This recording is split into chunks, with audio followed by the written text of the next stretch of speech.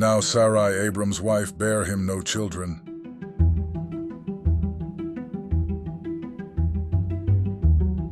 And she had an handmaid, an Egyptian, whose name was Hagar.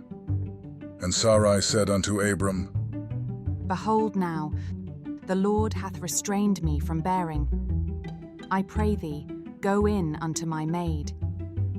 It may be that I may obtain children by her.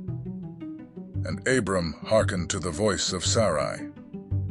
And Sarai, Abram's wife, took Hagar her maid the Egyptian, after Abram had dwelt 10 years in the land of Canaan, and gave her to her husband Abram to be his wife. And he went in unto Hagar, and she conceived. And when she saw that she had conceived, her mistress was despised in her eyes. And Sarai said unto Abram, My wrong be upon thee. I have given my maid into thy bosom. And when she saw that she had conceived, I was despised in her eyes. The Lord judge between me and thee. But Abram said unto Sarai, Behold, thy maid is in thy hand. Do to her as it pleaseth thee. And when Sarai dealt hardly with her, she fled from her face. And the angel of the Lord found her by a fountain of water in the wilderness, by the fountain in the way to Shur. And he said, Hagar, Sarai's maid, whence camest thou, and whither wilt thou go? And she said, I flee from the face of my mistress Sarai.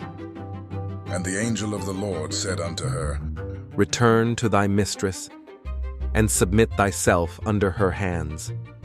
And the angel of the Lord said unto her, I will multiply thy seed exceedingly, that it shall not be numbered for multitude.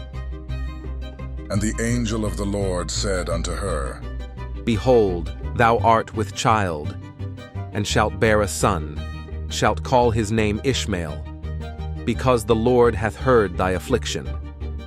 And he will be a wild man.